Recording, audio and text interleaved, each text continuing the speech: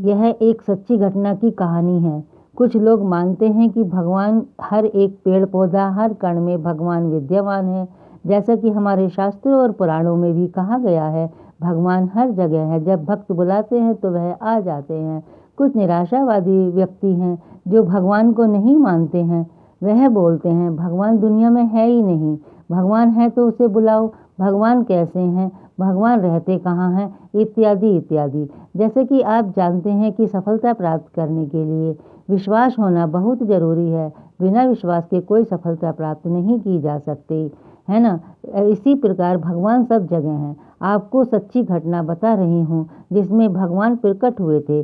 TV serial में आप देखे होंगे कि प्रहलाद के पिता हिरण्यकश्यप को मारने के लिए भगवान प्रकट हुए थे। ठीक इसी प्रकार से भगवान हर जगह प्रकट हो सकते हैं, है ना। विष्णु जी ने कई बार अवतार लिए, दुष्टों का नाश किया। रामायण महाभारत इत्यादि कहानी हम पढ़ते ही हैं और सीरियल भी देखे हैं। यह घटना कई युगों पहले की बात है। मैं कुछ समय पहले की एक घटना बता रही हूँ जो आपको अचंभित कर देगा, आपको सोचने पर विवश कर देगा कि भगवान वास्तव में है। एक गांव में एक बहुत ही साधारण व्यक्ति रहता था। उसे भगवान पर अटूट विश्वास था। जब कोई व्यक्ति उसे हालचाल पूछता तो वह कहता था कि भगवान ही जाने। उस गांव में एक ठाकुर जी का मंदिर था। उन्हें उन पर पूरा विश्वास था। उस व्यक्ति के 2 पुत्र और एक पुत्री थी। जब पुत्री की शादी की तो साधारण व्यक्ति को एक कर्ज लेना पड़ गया। कुछ समय बाद दोनों पुत्र ने पिता को बोला कि यह लो पैसे और साहूकार को देकर कर्ज से मुक्त हो जाओ।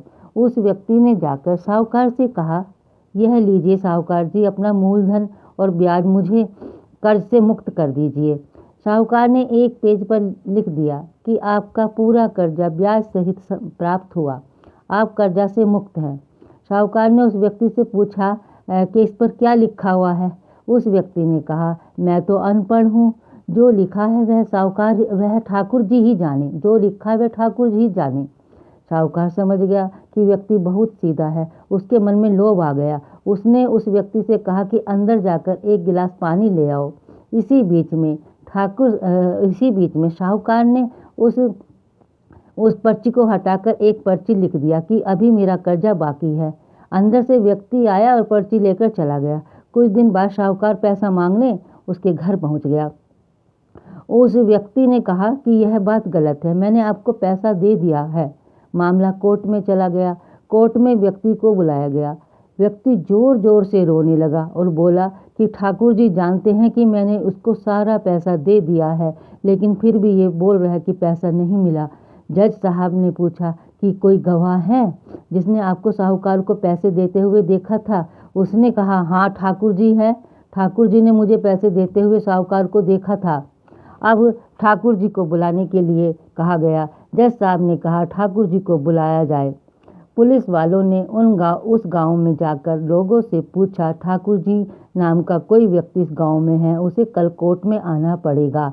अब कोर्ट में आना पड़ेगा। गांव वालों ने कहा, ठाकुर जी नाम का कोई भी व्यक्ति इस गांव में नहीं है, ठाकुर जी का मंदिर है, अब भगवान कैसे कोर्ट में पेश होंगे। अगले दिन अदालत की कार्यवाही शुरू हुई। जज साहब ने जज साहब ने बगल में खड़े अर्दली को जोर से जज साहब के बगल में खड़ा अर्दली जोर से बोलने लगा, ठाकुर जी हाजिर हो, ठाकुर जी हाजिर हो। उसी वक्त एक बूढ़ा व्यक्ति सिर पर तिलक लगाए और चंदन की माला पहने हुए आकर कटघरे में खड़ा हो गया। उस व्यक्ति ने कटघरे में खड़े होकर बोला, सर मैं ठाकुर जी हूँ, बताइए क्या बात है। जज साहब ने कहा, ठाकुर जी से पूछा, क्या आप इस व्यक्ति को साहूकार को पैसे देते हुए देखा है आपने। तब ठाकुर जी ने बोला, हाँ जज साहब, मेरे सामने इस व्यक्ति ने साहूकार को पूरे पैसे ब्याज समेत दे दिया था। आप साहूकार को यहाँ पर रोकिए और किसी व्यक्ति को साहूकार के घर भेज दीजिए। साहूकार के घर अब किसी पुलिस वाले को भेजा गया और साहूकार के घर में अलमारी नंबर 3 में एक फाइल है। उस फाइल के 22वें पेज पर वह पर्चा रखा हुआ है जिसमें लिखा है कि व्यक्ति ने ब्याज समेत पैसा दे दिया है। वह व्यक्ति इतना बोलकर चला गया। कुछ देर बाद सिपाही वापस आया और जज साहब को एक पर्ची दी। यह पर्ची जिसमें लिखा हुआ था कि पूरा पैसा ब्याज समेत मिल गया है। जज साहब ने कहा, ठाकुर जी कहाँ गए, उनको बुलाओ। ठाकुर जी दिखाई नहीं दिए। अगले दिन जज साहब उस व्यक्ति के गांव गया। पूरे गांव में खोजा गया। सभी व्यक्ति ने कहा कि वह वृद्ध आदमी इस गांव का नहीं था। जज साहब समझ गए कि वह वास्तव में ठाकुर जी यानी भगवान ही थे। जज साहब उसी वक्त अपने पद से इस्तीफा दे दिया। जज साहब भारत के सभी मंदिरों में घूम घूम कर उसके दरबार में मिट्टी को अपने सिर पर लगाते थे और हमेशा भगवान का स्मरण करते रहते थे और कभी भी किसी भी मंदिर में बैठते नहीं थे। जज साहब कहते थे, हमने भगवान को अदालत में बुलाकर खड़ा किया था, फिर मैं किसी मंदिर में कैसे बैठ सकता हूँ। इस तरह जज साहब काफ़ी बदल गए और धार्मिक प्रकृति के हो गए। यह कहानी सच्ची घटना है।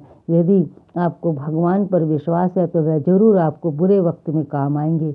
आप भले ही किसी धर्म के हो, आपको धर्म जो आपका जो भी धर्म हो का देवता हो उसमें आप विश्वास रखें। जैसे यदि आप हिंदू हैं तो भगवान श्री कृष्ण, राम, दुर्गा आदि, और मुस्लिम हैं तो मोहम्मद साहब, और सिख हैं तो गुरु नानक देव इत्यादि, ईसाई हैं तो ईसा मसीह इत्यादि। आप अपने भगवान में पूर्ण विश्वास रखें। किसे भगवान पर विश्वास है कमेंट बॉक्स में लिखना, वह मुझे ज़रूर बताना। Thank you.